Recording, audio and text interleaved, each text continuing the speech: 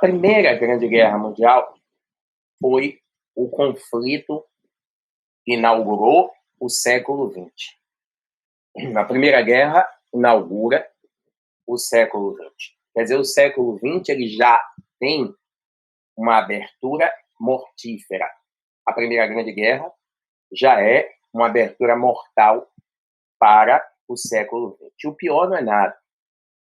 Durante o século XIX, nós vimos, em aulas anteriores, especificamente na aula de Revolução Industrial, nós vimos que durante o século XIX, o mundo estava vivendo um período de crescimento econômico, o mundo estava vivendo um período de grande avanço científico por conta da Segunda Revolução Industrial.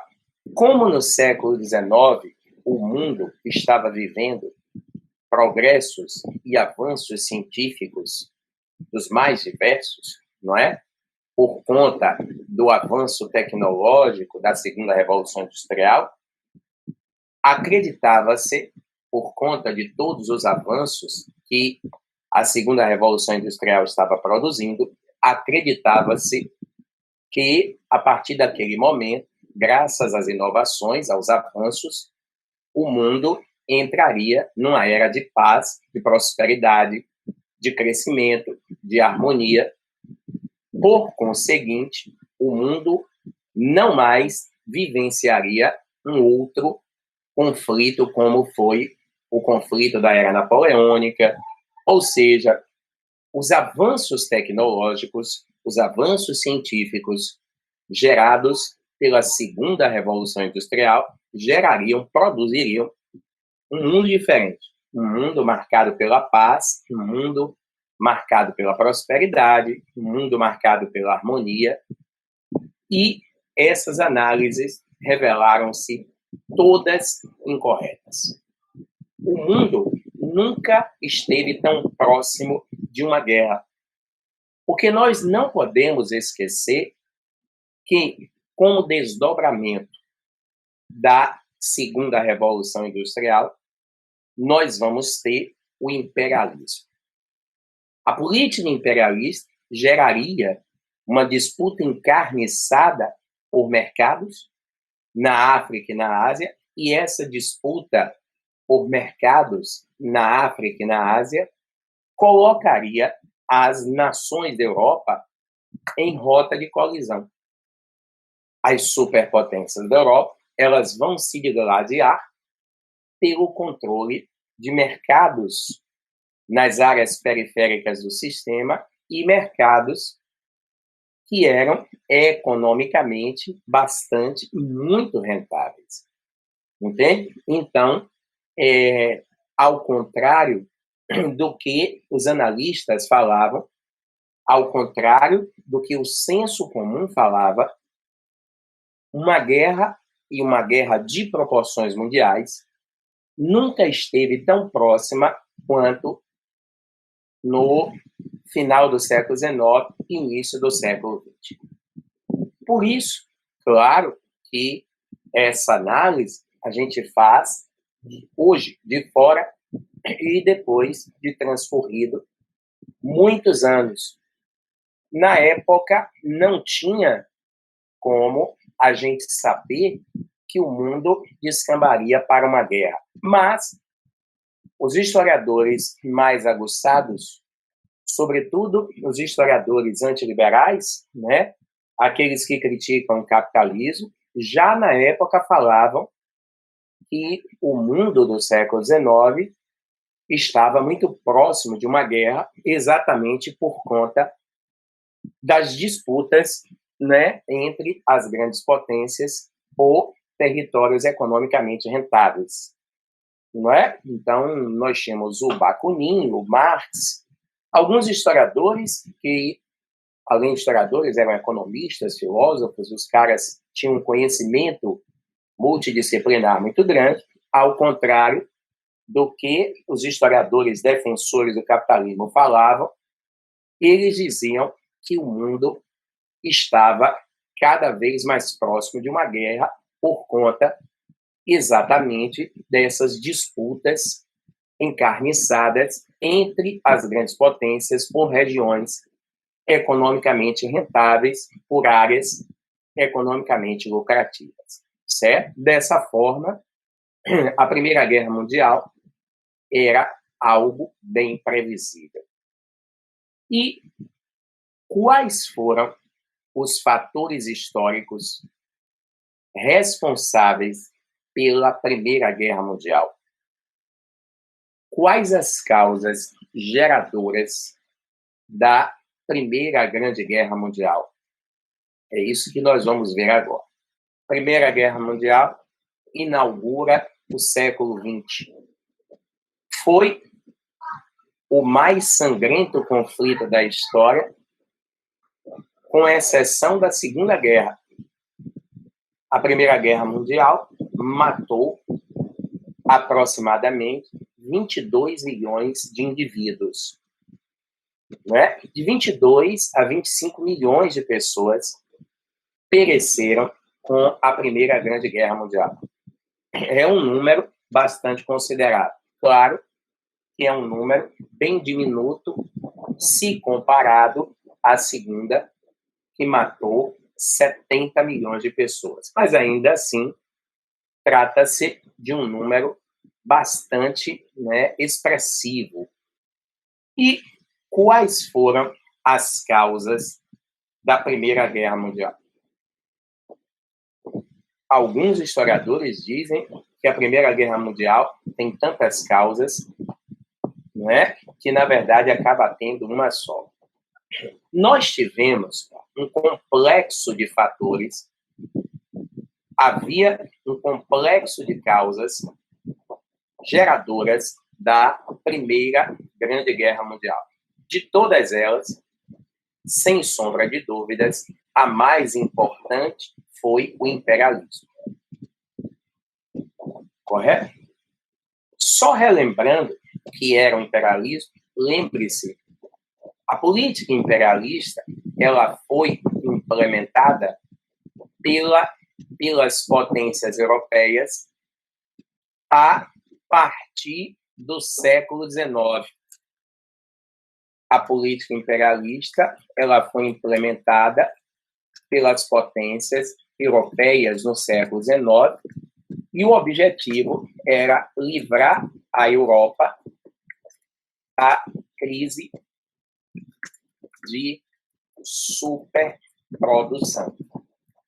A Europa estava vivendo uma crise de superprodução em consequência exatamente da segunda revolução industrial das forças produtivas. Então, o mercado interno da Europa ele entra em colapso e as grandes potências capitalistas, percebendo que o mercado interno estava entrando em colapso, elas vão atrás de mercados externos. A ideia era que esses mercados externos funcionassem ao mesmo tempo como consumidores dos produtos industrializados da Europa e como fornecedores de mão de obra barata, de matérias-primas e de riquezas as mais diversas. É nesse momento que se inicia uma brutal exploração da África e da Ásia, inclusive fazendo com que as nações europeias entrem em vários conflitos, tanto na África quanto na Ásia, para disputar territórios economicamente rentáveis. A gente poderia citar aqui o caso emblemático da África do Sul, que na Conferência de Berlim, a África do Sul se torna a colônia da Holanda, e quando o Erasmo Jacobs, o doutor Erasmo Jacobs, ele descobre minas de diamante na sua fazenda, através do acidente com seu filho, o que é que vai acontecer? O Erasmo Jacobs, ele manipula o governo britânico, convencendo o governo inglês a entrar numa guerra contra o governo holandês para controlar a África do Sul. Então, o imperialismo foi, de longe, a causa maior das duas grandes guerras mundiais, porque o imperialismo ele produz uma disputa encarniçada entre as grandes potências por mercados, não é? Então, o imperialismo ele gera uma rixa, o imperialismo gera um clima de rivalidade entre essas potências, colocando essas potências em rota de colisão, não é? Criando um clima de hostilidade, de ódio, de raiva. Essas potências entram numa rota de colisão e, portanto, a política imperialista constituiu-se como a principal das causas. Eu não gosto de falar de causa principal, mas aqui não tem como nós fugirmos. O imperialismo foi a principal causa das duas grandes guerras mundiais, tanto da Primeira quanto da Segunda Grande Guerra Mundial. Nós já abordamos as disputas imperialistas que aconteceram fora da Europa. Agora, dentro do continente europeu, quais foram, dentro do continente europeu, as principais disputas imperialistas geradoras da Primeira Grande Guerra Mundial? Então, dentro da Europa, quais foram as principais disputas imperialistas geradoras da Primeira Grande Guerra Mundial? Bom, uma das disputas imperialistas geradoras da Guerra Mundial foi a disputa entre Inglaterra e França contra a toda e poderosa Alemanha. Vejam só, não é a Inglaterra contra a França, certo? Não é a Inglaterra contra a França, é a Inglaterra e a França unidas contra a Inglaterra e a França unidas contra a Alemanha. Correto? Veja, Inglaterra e França são rivais tradicionais, não é? Eu acho que desde Adão e Eva, Inglaterra e França são rivais. Para a Inglaterra e França terem se unido contra a Alemanha, alguma coisa de muito sério a Alemanha aprontou. Porque não era normal essa aliança entre Inglaterra e França. Para Inglaterra e França terem se unido contra a Alemanha, alguma coisa muito séria a Inglaterra aprontou, ou a Alemanha aprontou. E aprontou sim. O que foi que a Alemanha aprontou a ponto de produzir essa aliança entre França e Inglaterra contra ela? Até o ano de 1870, a Alemanha não existia como Estado nacional. Até o ano de 1870, a Alemanha não existia como nação.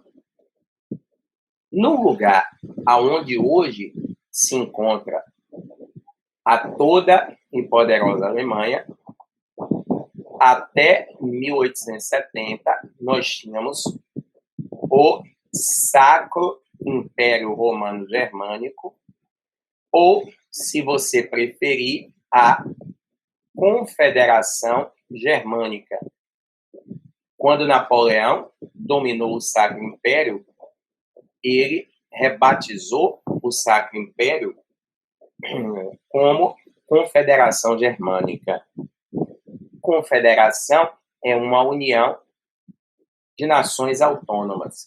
confederação é uma união de nações autônomas, certo? Então, onde hoje encontra-se a Alemanha, existiam vários principados, e esses principados tinham uma autonomia muito grande um com relação ao outro.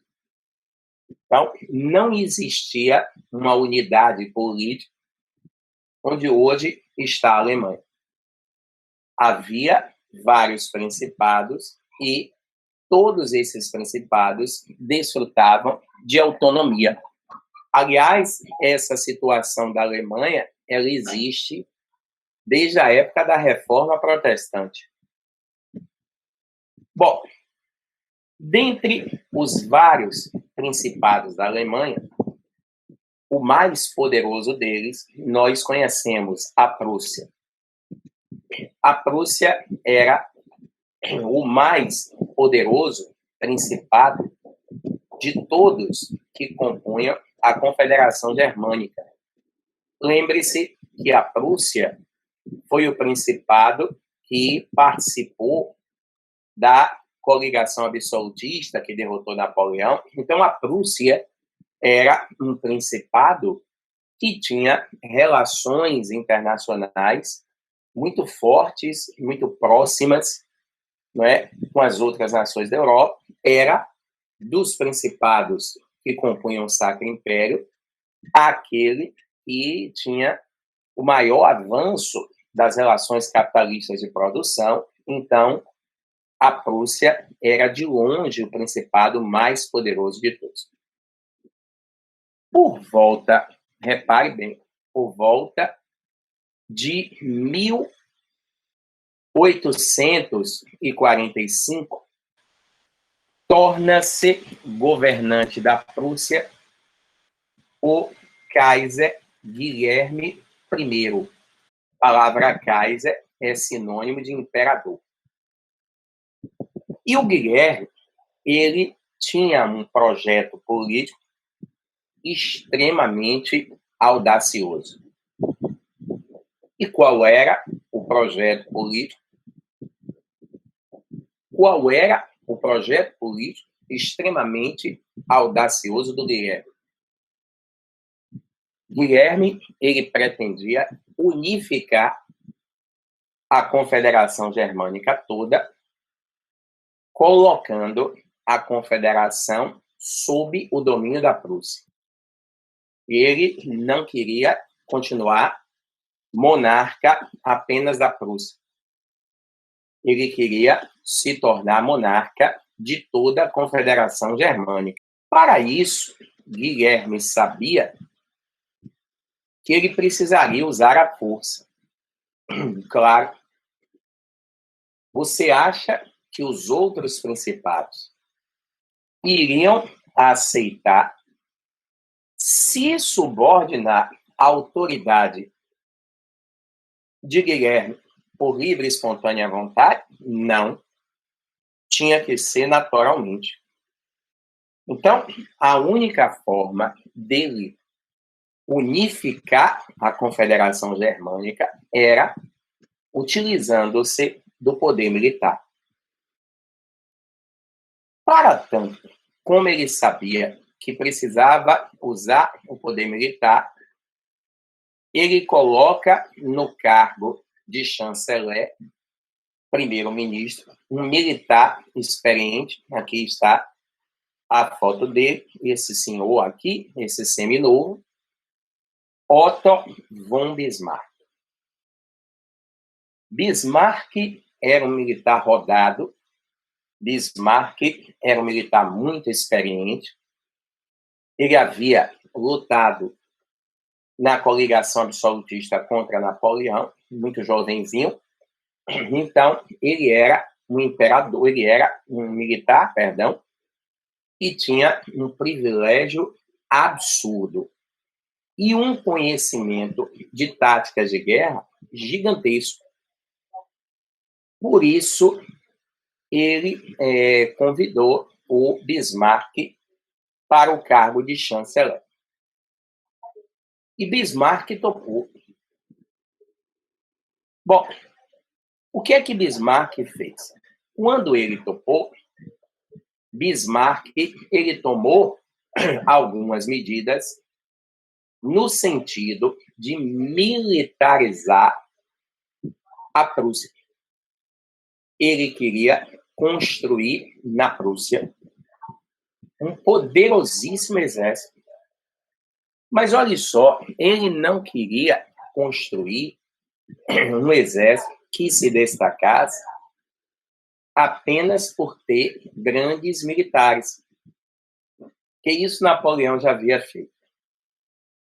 Ele queria construir um exército que se destacasse não só por ter militares de porte, mas queria construir um exército que se destacasse pelo poder dos seus armamentos, com o objetivo de unificar a confederação.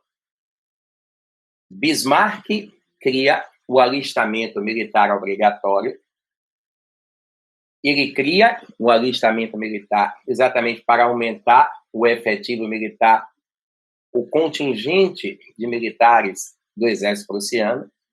E Bismarck faz uma aliança com a Bosch, BMW e Bayer. Qual era o objetivo dele? Quando ele fez aliança com essas três empresas que no início, nesse momento, elas ainda não eram multinacionais. Elas eram empresas prussianas que num futuro se tornariam poderosas multinacionais. Então, o militar Otto von Bismarck, ele toma essas medidas. Ele cria o alistamento militar obrigatório e ele faz, o Otto Bismarck, ele faz alianças, não é, com a Bosch, a BMW e a Bayer. Na verdade, Bismarck, cria academias militares, enquanto essas três empresas, Bosch, BMW e Bayer, vão se dedicar à produção de armamentos de grande porte.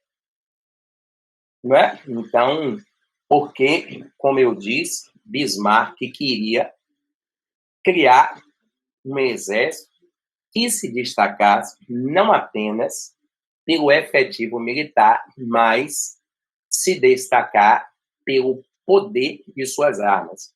Que, combinando as duas coisas, efetivo militar bem treinado com armas poderosas, o resultado é vitória.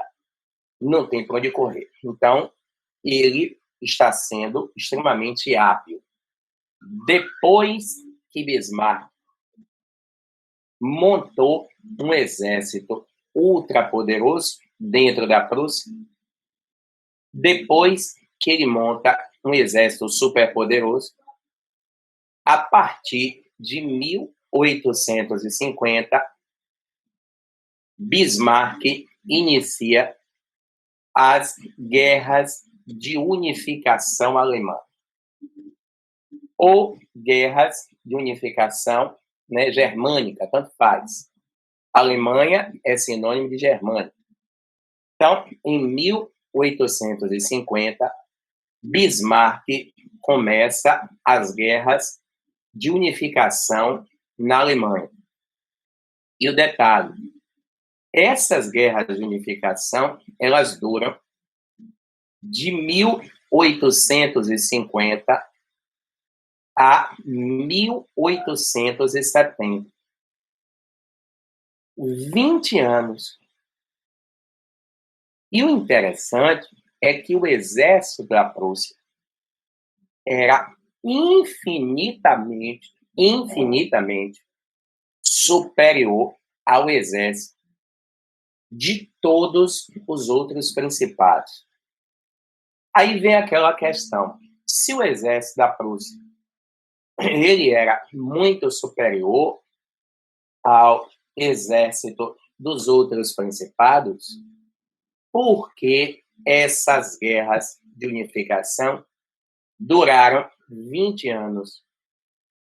Na verdade, essas guerras duraram 20 anos porque Bismarck fez uma guerra, entre aspas, racional. Se é que existe guerra racional. Bismarck fez uma guerra progressiva, ou seja, não foram 20 anos de guerras ininterruptas. Ele anexava um bloco de principados, parava, solidificava suas conquistas, partia para anexar outro bloco, parava, solidificava as conquistas, e assim ele foi. De modo que quando ele foi anexar o último bloco de principados, eles acabaram se rendendo sozinhos.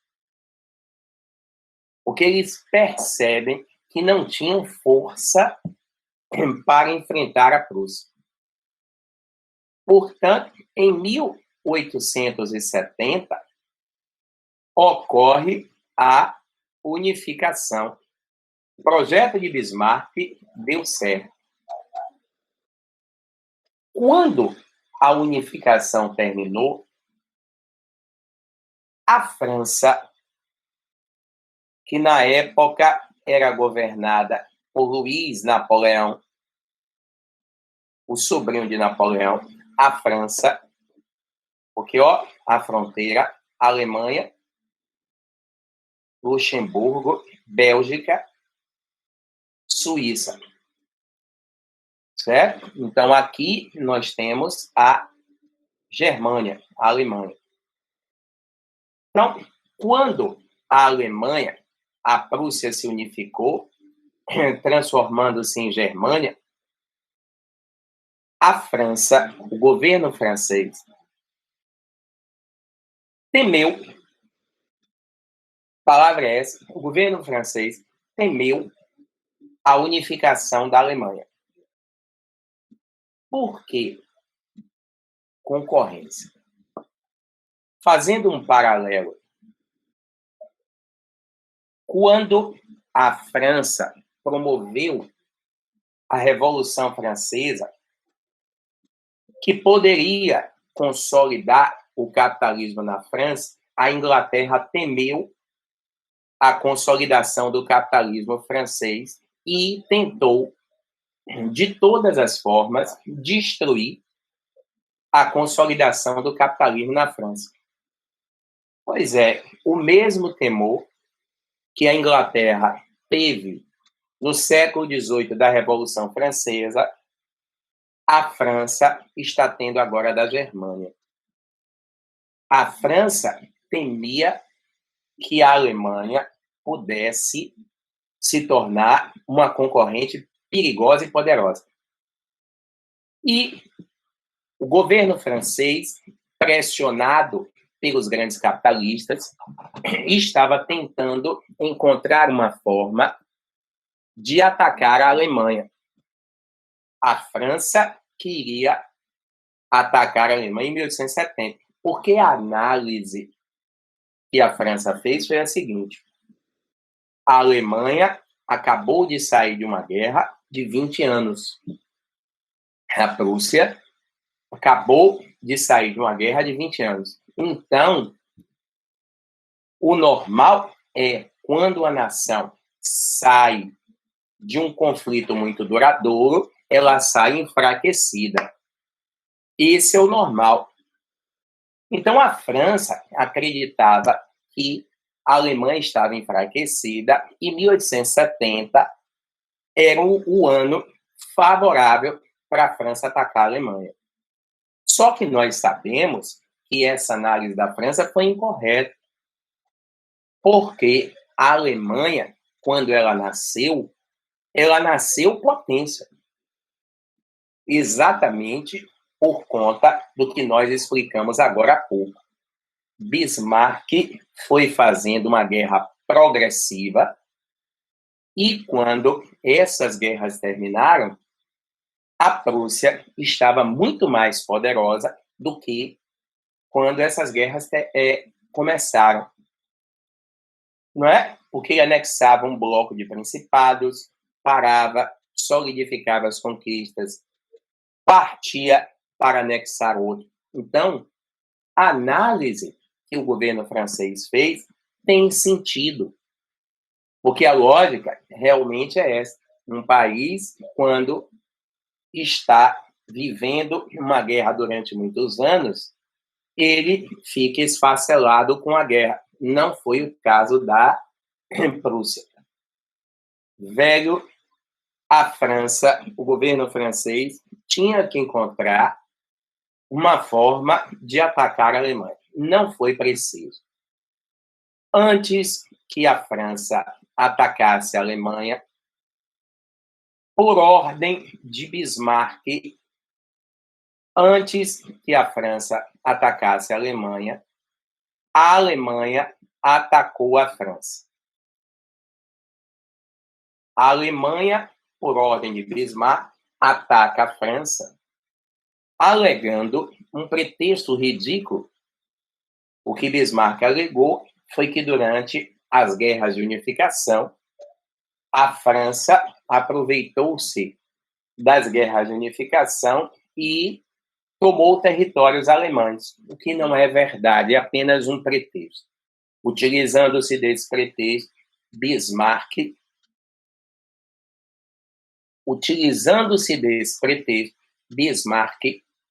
ataca a França.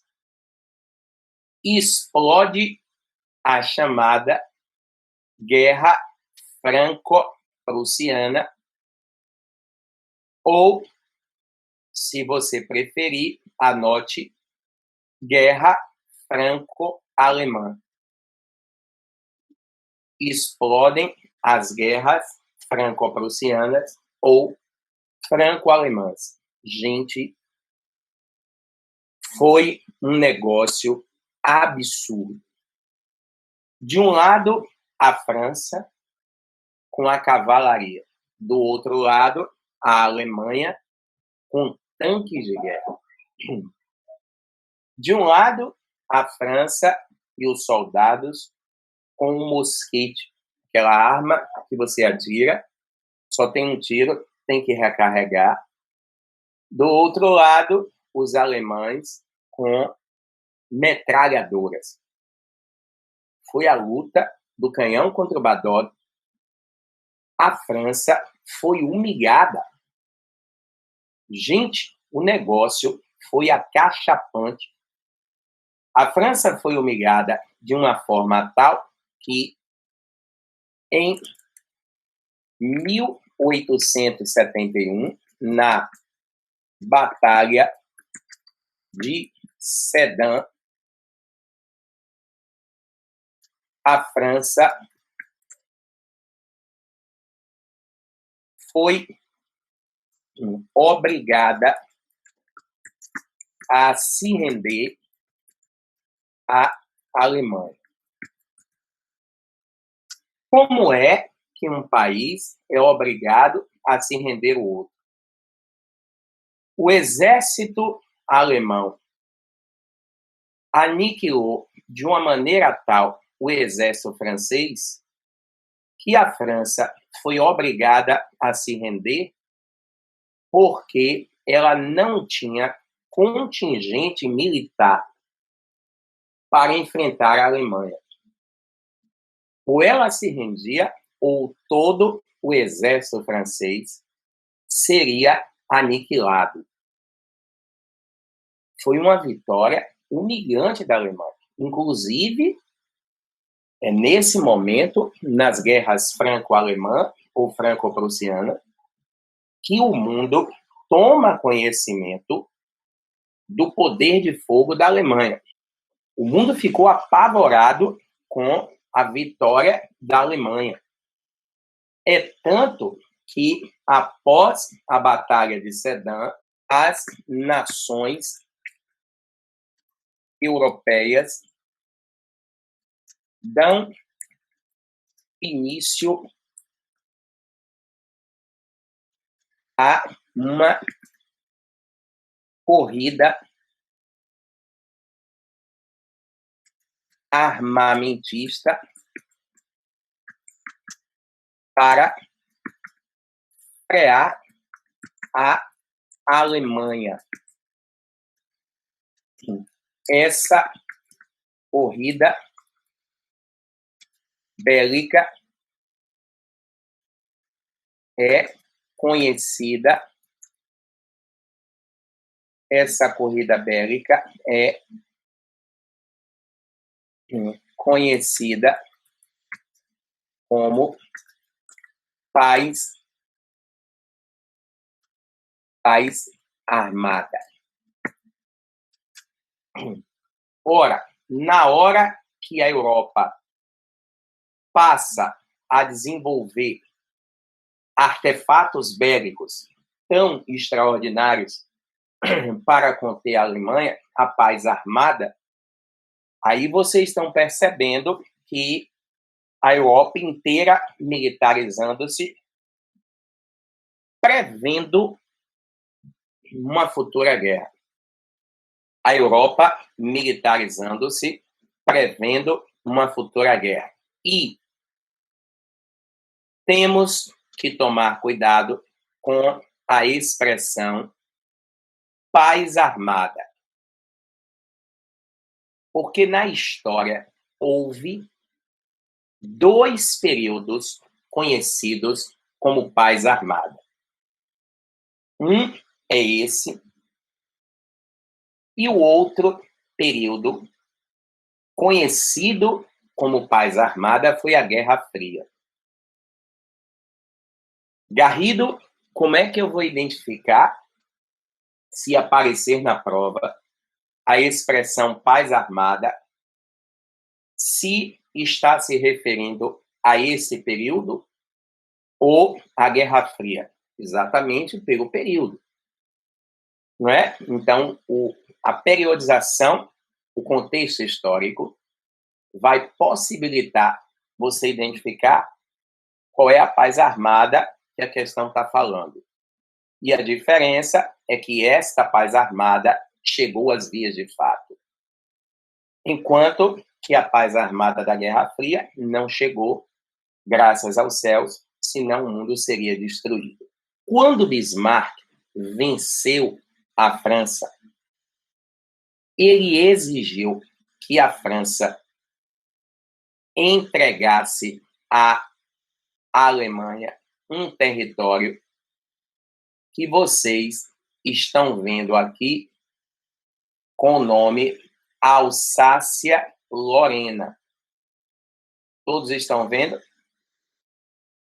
Então, Bismarck obrigou que a França entregasse um território à Alemanha, e esse território chamava-se Alsácia-Lorena. Estão vendo aqui o pontilhado? Ó. Estão vendo aqui o pontilhado? Esse pontilhado aqui, ó. Tá vendo? É Alsácia-Lorena. Então, Bismarck obriga que a França entregue à Alemanha a Alsácia e a Lorena. Então, o que Bismarck queria o tempo inteiro era a Alsácia e a Lorena. Mas por que ele queria a Alsácia e a Lorena? Carvão mineral. A Alsácia e Lorena possui, até hoje, uma das maiores reservas de carvão mineral da Europa. Carvão e aço. E o que era que Bismarck queria com carvão e com aço? Matéria-prima para a indústria. Matéria-prima para a indústria, correto? Então, repare só.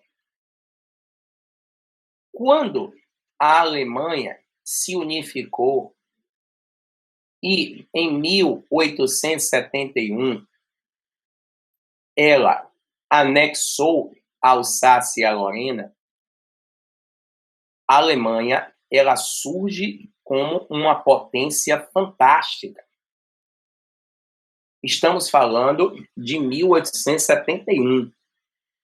Olhe que coisa impressionante. De 1871 até 1885, o que é que acontece? A Alemanha entra numa crise de superprodução. A Alemanha só precisou de 15 anos para mergulhar numa crise de superprodução que a Inglaterra precisou de 100. Século XIX. Quando as nações da Europa entram em crise de superprodução, elas vão atrás de quê? De colônias. Que colônias? Veja que interessante. Quando a Alemanha mergulha na crise de superprodução, a África e a Ásia, elas já tinham sido divididas. Detalhe interessante aqui, ó. 1850, ocorreu uma reunião chamada Conferência de Genebra. A Conferência de Genebra foi a conferência responsável pela primeira partilha afroasiática. Quem realizou a primeira partilha afroasiática foi a Conferência de Genebra. Só que a Alemanha não participou dessa conferência porque ela não existia. Então, veja só, quando a Conferência de Genebra partilhou a África e a Ásia, a Alemanha não conquistou colônias porque ela não existia. Agora, 1885, a Alemanha está em crise de superprodução. Olhe o que a Alemanha faz. Ela, que já tinha aniquilado a França, criando dentro da França um clima de revanche. Os franceses, eles passam, depois que são aniquilados pela Alemanha, a nutrir um sentimento de ódio com relação à Alemanha. É o chamado revanchismo, é o nacionalismo francês. Agora, a Alemanha estava ameaçando o mundo inteiro. Como assim? Quando a Alemanha entrou em crise de superprodução, Bismarck fez uma declaração mundial exigindo uma nova conferência para uma nova divisão do mundo. E ele disse o seguinte: ou nós, europeus, nos reunimos educadamente para uma nova conferência, ou a Alemanha vai buscar o que é seu por direito. Para um bom entendedor, basta meia palavra. Rapaz, quando Bismarck ameaçou o mundo, todos os olhos se voltam para a Inglaterra. O que será que a Inglaterra vai fazer? Porque ele está ameaçando o mundo. E, para surpresa de todos, a Inglaterra cedeu, e aí tivemos Em 1885, a Conferência de Berlim,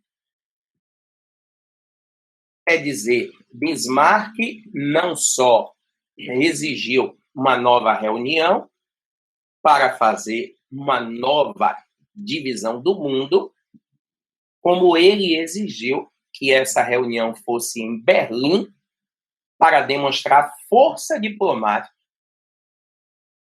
moral da história. A Conferência de Berlim, que nós já estudamos, é o grande marco da corrida imperialista. Ela foi imposta naturalmente pelo poder militar da Alemanha. Imagine.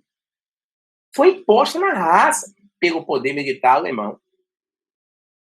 Ora, depois da Conferência de Berlim, houve uma intensificação da corrida armamentista, claro.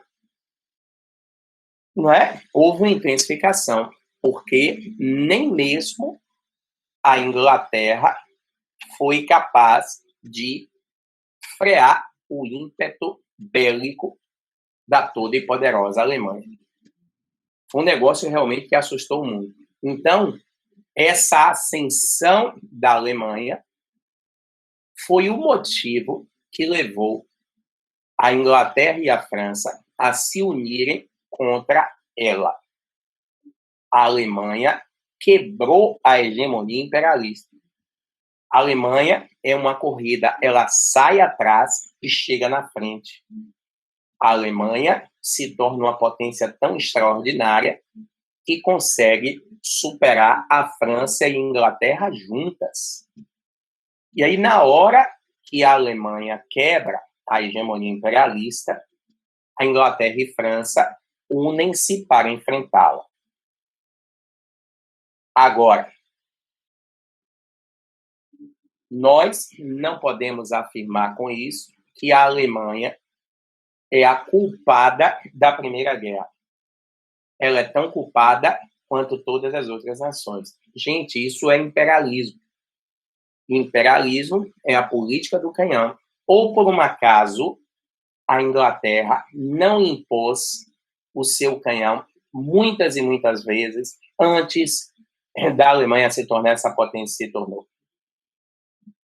Certo? Então, a Inglaterra usou muita força. E o que a Alemanha estava fazendo agora era a mesma coisa. A Alemanha aprendeu a jogar o jogo das suas vizinhas. Pelo poder militar, se conquista poder econômico. É isso que a Alemanha está fazendo nesse momento. Então, é errado considerarmos a Alemanha culpada da Primeira Guerra. Isso acabou acontecendo porque ela foi derrotada, não é? Mas, historicamente falando, numa análise histórica e fria, é incorreto considerarmos a Alemanha como a responsável pela Primeira Guerra Mundial. Outra disputa imperialista que provocou a guerra na Europa, porque estimulou o ódio entre as nações europeias, o revanchismo, foi a disputa pelos Balcãs ou Península Balcânica. E quem estava disputando o controle da Península Balcânica era, de um lado, a Rússia, e do outro lado nós tínhamos o Império Austro-Húngaro. A Áustria-Hungria, na época, era uma nação só. Então, a disputa entre Rússia e Império Austro-Húngaro pelo controle da Península Balcânica foi uma das disputas imperialistas europeias que provocou a Primeira Guerra Mundial. Correto? E toda a atenção aqui é pouca, porque o estopim da guerra vem dos Balcãs. Todo mundo conhece o assassinato do herdeiro do Império Austro-Húngaro, Franz Ferdinand. Então, Rússia e Império Austro-Húngaro estavam ambas disputando o controle dos Balcãs. É óbvio que nós precisamos enxergar isso na geopolítica. Vamos lá. Primeiro, o Império Russo. Primeiro, o Império Russo está aqui. Olhe a dimensão geográfica do Império Russo. Um império gigante, mais um império grande besta. Porque, em pleno final do século XIX, início do século XX, a Rússia continuava uma nação feudal. Aqui nós temos um Império Austro-Húngaro.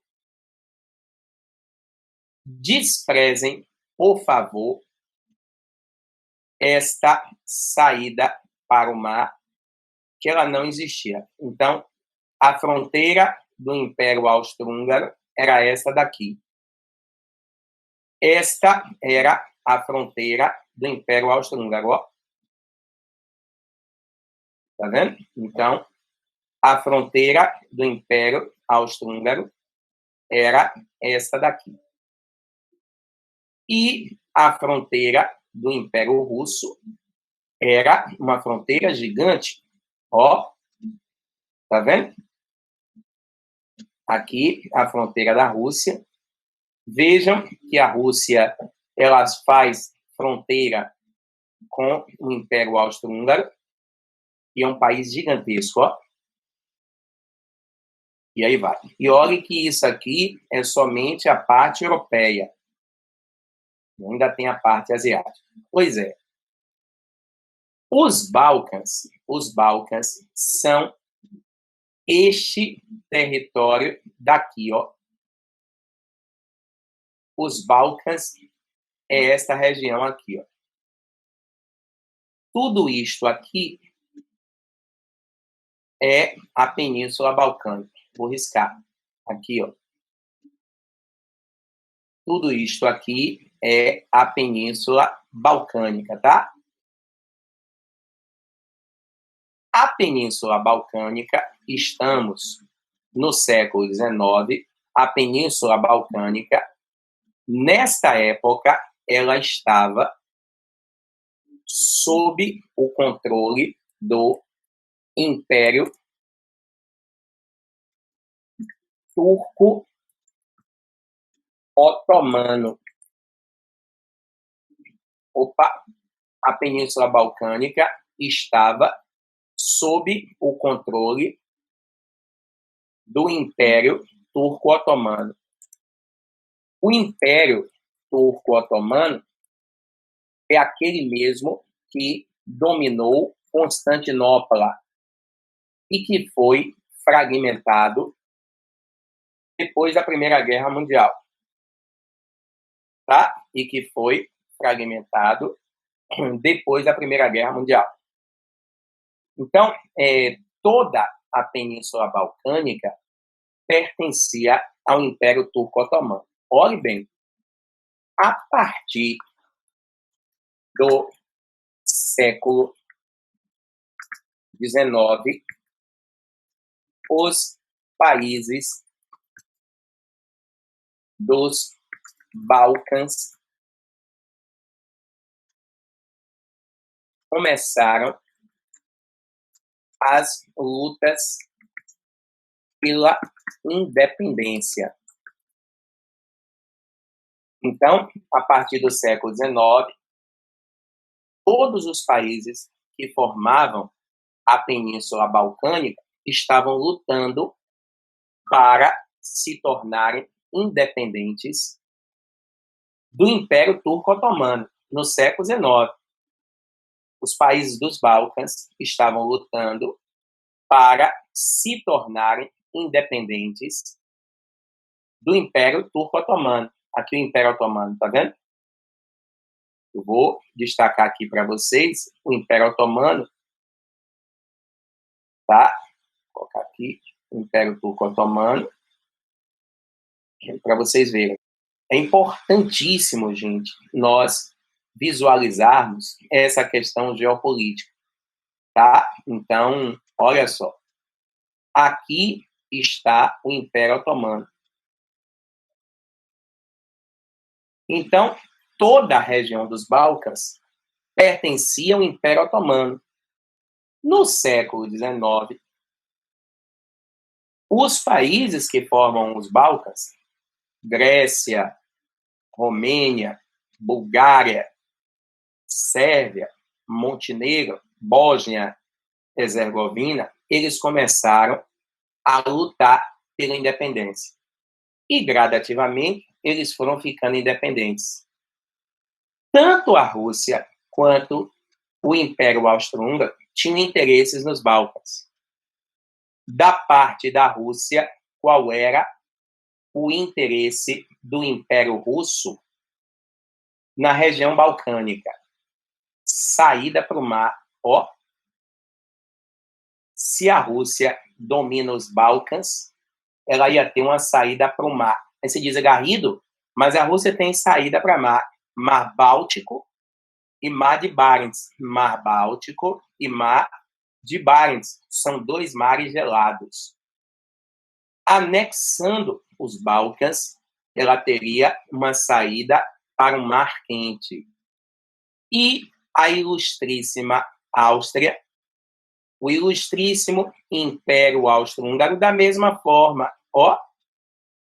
saída para o mar. Os 2 impérios estavam buscando uma saída para o mar. No momento em que a guerra estava cada vez mais próxima, uma saída para o mar é estratégica, é importantíssima. Então, os 2 buscavam uma saída para o mar. Isso sem falar que, além deles terem uma saída para o mar, gente, os Balcãs sempre foi uma região super, ultra estratégica. Olha só. Olhe aonde os Balcãs estão. Os Balcãs, quem dominar os Balcãs, vai ter acesso do Ocidente para o Oriente. Qual é a novidade? A região dos Balcãs é disputada desde a época das Cruzadas. Então, os 2 impérios estavam disputando os Balcãs pelo potencial econômico, pelo potencial diplomático, pelo potencial militar que a região dos Balcãs daria a esses 2 impérios. Certo? Então, essas foram as 2 grandes disputas imperialistas que geraram a Primeira Guerra Mundial. As 2 grandes disputas imperialistas que produziram a Primeira Grande Guerra Mundial no continente europeu. É claro que esta não é a única causa geradora da Primeira Grande Guerra Mundial. Existem outras, mas é importante que vocês entendam e registrem que o imperialismo, sem sombra de dúvidas, figura uma mais importante das causas que geraram a Primeira Guerra Mundial. Na próxima aula, falaremos das outras causas geradoras da Primeira Grande Guerra Mundial.